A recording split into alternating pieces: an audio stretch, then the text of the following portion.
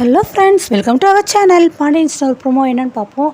கதிர் வந்து அவங்களோட அண்ணனை பார்க்கறக்காக அவங்க அண்ணன் ஒர்க் பண்ணுற இடத்துக்கே போயிடுறாரு. என்னென்ன எப்படி இருக்க, என்ன பண்ணுற அப்படிங்கிறாங்க. நீ என்னடா கதிர் இங்கே அப்படின்னு சொல்கிறாங்க. இல்லைண்ணே, பக்கத்தில் ஒரு ஃப்ரெண்டை பார்க்க வந்தேன், அப்படியே ஒன்றையும் பார்த்துட்டு போகலான்னு நினச்சேனே. யார் நீ? பக்கத்தில் ஃப்ரெண்டை? நிஜமாக தானே? ஆமாம் அண்ணனே. டேய் அண்ணே, ரொம்ப வருத்தமாக இருப்பேன் அப்படிங்கிறதுக்காக தான் நீ என்னை பார்க்க வந்திருக்கண்ணே. வருத்தமா? நீ எதுக்குண்ணே வருத்தமாக இருக்க போகிற? நீ நல்லா தானே இருப்பேன், நீ எப்பவுமே போல்டான ஆளாச்சு அப்படிங்கிறாங்க. டேய், வீட்டில் வந்து அம்மா பொண்ணு பார்க்குற இடத்துல பற்றி நடந்ததை சொல்லியிருப்பாங்க. அதனால் நீ ரொம்ப கவலைப்பட்டு அண்ணனுக்கு ஒரு ஃபோல்டாக ஒரு சப்போர்ட்டாக இருப்போன்னு சொல்லி நீ வந்திருக்க, அப்படி தானே அப்படிங்கிறாங்க. இல்லைண்ணே, அப்படிலாம் அண்ணே, அவள் போனால் போகிறாங்கண்ணே. பொண்ணு உனக்கு சூப்பரான பொண்ணு அமையும்ண்ணே கண்டிப்பாக. அப்படியே ரொம்ப அழகான பொண்ணாக, ரொம்ப நம்ம வீட்டு குடும்பத்துக்கு ஏற்ற பொண்ணா. ஸோ இந்த மாதிரி கண்டிப்பாக வருவாங்கண்ணே. உனக்கு அழகான ஒரு குழந்தை பிறக்கும் சித்தப்பான்னு சொல்லி நான் கையில் தூக்கி வச்சுருப்பேனே. டே இருடா ஏன்டா இவ்வளோ இமேஜின் பண்ணுற அப்படின்னு அவங்க அண்ணன் கேட்குறாங்க. நே போதுன்னா ஓகே விட்டுற, இல்லாட்டினா இன்னும் பேசுவேனே நானே. டே ஏன்டா இதுவே ரொம்ப அதிகம்டா. இல்லைண்ணே, அப்படியே ஏஞ்சல் மாதிரி அந்த குழந்தை அப்படியே அழகாக இருக்கும்னே. டே போதும் வா, நம்ம போய் டீ சாப்பிட போகலாம் சரியா அப்படிங்கிறாங்க. சரி வாங்க, டீ சாப்பிட போயிடுறாங்க. அடுத்து இங்கே வந்து அவங்களுடைய கோமதியோட அம்மா வீடை காட்டுறாங்க. அவங்க அம்மா உட்காந்து பேசிகிட்டு இருக்காங்க. அவங்க மருமக 2 பேர், ஒருத்தவங்க வந்து தூசி தொடச்சி தட்டிட்டு இருக்காங்க. எவ்வளோ தான் தூசி வருமோ, நேற்று தான் தொடச்சி திருப்பி இப்போ தூசி வந்துக்கிட்டே இருக்கே அப்படின்ட்டு 2வது மருமக சொல்கிறாங்க. அடுத்த மூத்தவங்க வந்துடுறாங்க. கரெக்டாக நேரம் உள்ள அவங்களோட பையனும் வந்துடுறாங்க. அப்பத்தா எப்படி இருக்க, என்ன பண்ணுற அத்தா அப்படின்னு சொல்லிட்டு உள்ளே வந்துடுவோம். என்னடா காலங்காத்தாலே காரில் எங்கேயோ கிளம்புனீங்க அப்படிங்கிறாங்க. அத்தா, நீ இங்கே தான் இருந்தாலும் உன்னோட கண்ணு உன் மைண்டு எல்லாமே ஏற்ற வீட்டில் தான் இருக்க போலுக்கு அத்தா அப்படிங்கிறாங்க.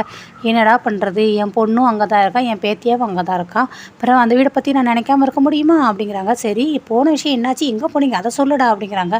அது ஏன் தான் கேட்குற, காலையிலே நம்ம கல்யாணத்துக்கு பொண்ணு பார்க்க தான் போனோன்னே. ஒன்று அங்கே 2வது மருமக கேட்குறாங்க, யாருக்கு உங்களுக்கா தம்பின்னே. எங்களுக்கு பார்த்துட்டானோ, வேறு யாரும் நம்ம சரவணனுக்கு தானே. ஓ அப்படியா, சரி பொண்ணு பார்த்த விஷயம் என்னாச்சுடா அப்படின்னு அந்த ஆத்தா கேட்குறாங்க. ஆனால் அவங்க சொல்கிறாங்க, அப்போ தான் கேட்கவும், அது எங்கே எப்பயும் போல தான் மூத்தவன் இருக்கும்போது மற்ற 2 பசங்க தம்பி ஏன் முன்னக்கூடயே கல்யாணம் பண்ணிட்டாங்க அப்படிங்கிற பாட்டை பாடி கல்யாணத்துக்கு பொண்ணு தர மாட்டேன்ட்டாங்க அப்படின்னாங்க. ஆனால் அந்த சரவணன் ரொம்ப நல்ல பையன்தான், அமைதியான பையன்தான். நானும் நிறைய தடவை என்னை பார்த்துருக்கேன்ல, குனிஞ்சத்தில் நிமிராமல் அவன் உண்டு வேலை உண்டுன்னு இருப்பான்னே. பார்த்துக்கோ அப்போ சொந்த பேரனே நீ எப்படி தூரத்துலேருந்து பார்க்குற, இப்போயும் 30 வருஷம் ஆப்போகுதுன்னு அப்படிங்கிறாங்க. ஆமாம், வேறு என்ன பண்ணுறது, என் மக கல்யாணத்துக்கு செஞ்சு ஆரம்பித்த சண்டை இன்னும் ஓஞ்சப்பாடாக இல்லை. நம்ம குடும்பத்துக்கும் கல்யாணத்துக்கும் எந்த ஒரு பொருத்தமே இருக்காது போலக்கு, எல்லா கல்யாணமும் இந்த மாதிரி தான் நடக்குது அப்படிங்கிறாங்க. அடுத்து அவங்க மருமக சொல்கிறாங்க, போகிற போக்க பார்த்தா ராஜிக்கும் அந்த மாதிரி நிலமை தான் போலக்கு, நாங்களும் ராஜி இந்த மாதிரி தூரத்துலேருந்தே பார்த்துக்கிட வேண்டியதான் போலக்கு அப்படிங்கிறாங்க. அதை கேட்டு அவங்க அம்மா வந்து கண் கலங்கிட்டு அப்படியே உள்ளே போயிடுறாங்க. உள்ளே போயிட்டு திருப்பி 2வது மருமகம் பாங்க, என்னக்கா என்னாச்சுன்னு. இல்லை மோர் எடுக்கிறதுக்காக வந்தேன் அப்படிங்கிறாங்க. சரின்னு மோரை கொண்டு வந்து அவருக்கு கொடுத்துட்றாங்க. அவர் குடிச்சிடுறாரு. நெக்ஸ்ட் இங்கே கோமதி வீடை காட்டுறாங்க. எல்லோரும் டைனிங் ஹாலில் உட்காந்துருக்காங்க. ஆனால் அரசியும் இருக்காங்க. அம்மா எவ்வளோ நேரமா இந்த சாப்பாடு எல்லாத்தையும் எடுத்து வச்சுட்டு அதுக்கப்புறம் நீ எங்கள் சாப்பிட கூப்பிடக்கூடாதாம்மா அப்படிங்கிறாங்க. ஏன்டி சொல்ல மாட்டேன், கூட மாட கொஞ்சமாவது பொம்பளை பிள்ளைய லட்சணமாக கூட மாட இதெல்லாம் எடுத்து வைக்க ஹெல்ப் பண்ணுறியா, சமைக்க ஏதாவது ஹெல்ப் பண்ணுறியா? ஒன்றும் கிடையாது, டைரெக்டாக வந்து நல்லா சோறு திங்க வந்து உட்காந்தாச்சு அப்படிங்கிறாங்க. அடுத்து சரவணன் வந்துட்டுமா, ஏம்மா சின்ன பிள்ளை தான்மா, அவளை ஏமா திட்டுறீங்க அப்படிங்கிறாங்க. சரி சாப்பாடெலாம் ரெடி பண்ணுறாங்க. என்ன பண்ணிக்க அப்படிங்கிறாங்க. என்னதான் அப்படின்ட்டு, சாம்பார் முட்டைக்கோஸ் பொரியல் அப்படின்னு சொல்லி. என்னது வெஜ்ஜு, ஐயோ நான்வெஜ் எடுக்கவே இல்லையா அப்படிங்கிறாங்க.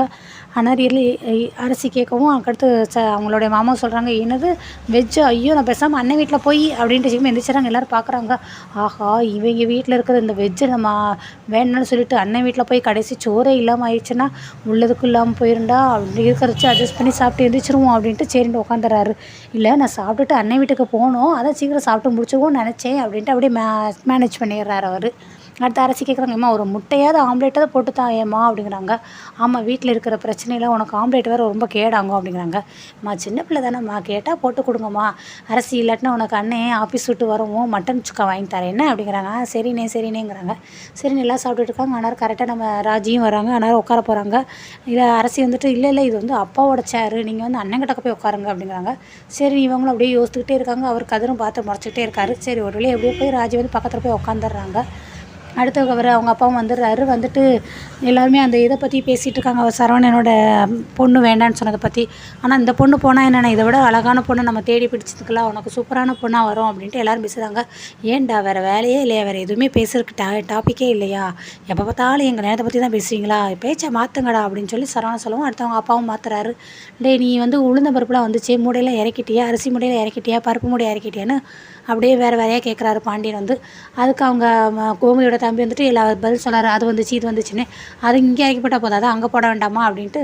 ஸோ செய்கிறத உருப்படியாக செய்யணும்டா, ஆரம்பத்திலே யோசித்து கரெக்டாக செய்யணும். இப்போ வந்து யோசித்துட்டு ஐயோ குத்துதே குடையுதே அப்படின்னா இது நம்மளுக்கு பேசுகிற டைலாக் மாதிரி இல்லையே அப்படின்னு சொல்லி அவர் சொல்கிறாரு. அடுத்து பாண்டியன் டேரெக்டாகவே சொல்கிறாரு, யோசிக்காமலே முன்னக்கூட்டியே போய் எல்லா ஆளால் கல்யாணம் பண்ணிட்டு வந்தாச்சு, அண்ணனோட லைஃப் என்ன ஆகும் ஏதாவது யாராவது யோசித்தீங்களா வச்சிங்களா அப்படின்ட்டு பாடப்பான்னு திட்டுறாரு. அதுக்கடுத்து சாப்பிடும்போது எதுக்குங்க இதை பற்றி பேசிகிட்டு இருக்கீங்க அப்படின்னு கோமதி சொல்கிறாங்க. அவர்களே சாப்பிட்டு முடிச்சிடுறாங்க. எல்லோரும் அவங்கவுங்க இறக்கியாக போயிடுறாங்க. அப்போ பாண்டியன் வந்து ரொம்ப ஃபீல் ஆகுறாரு. சரி இப்படியாச்சே நம்ம பையனுக்கு எப்போ தான் கல்யாணம் ஆக போதும் அப்படின்னுட்டு. இங்கிட்டு மீனாவையும் அவருடைய ஹஸ்பண்ட் செந்திலையும் காட்டுறாங்க. செந்தில் கோவமாகவே இருக்கார். ஒரு நிமிஷம் அப்படின்னு சொல்லி மீனா கூப்பிட்றாங்க. இன்னும் நீங்கள் என் மேலே கோவமாக இல்லை தவிர்க்கலையா அப்படிங்கிறாங்க. இல்லை கோவத்தின் இருக்கேன்னு தெரியுதுல்ல, இந்த கோவம் அவ்வளோ சீக்கிரத்தை குறையாது அப்படிங்கிறாங்க.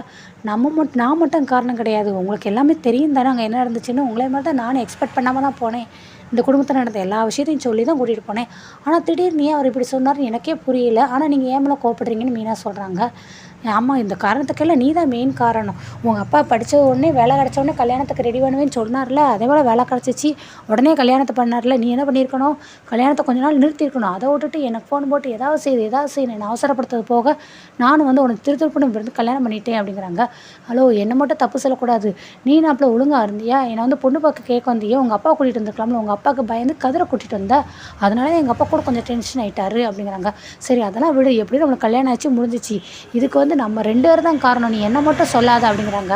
முழுக்க நான் மட்டும் கிடையாது, நீ தான் காரணம் அப்படின்னு சொல்லி செந்தில் வந்து மீனா சொல்கிறாங்க. இல்லை நீ தான் காரணம்னு சொல்லி 2 பேரும் பயங்கரமாக சண்டை போடுறாங்க. ஸோ இதோட இந்த எபிசோடை முடிக்கிறாங்க.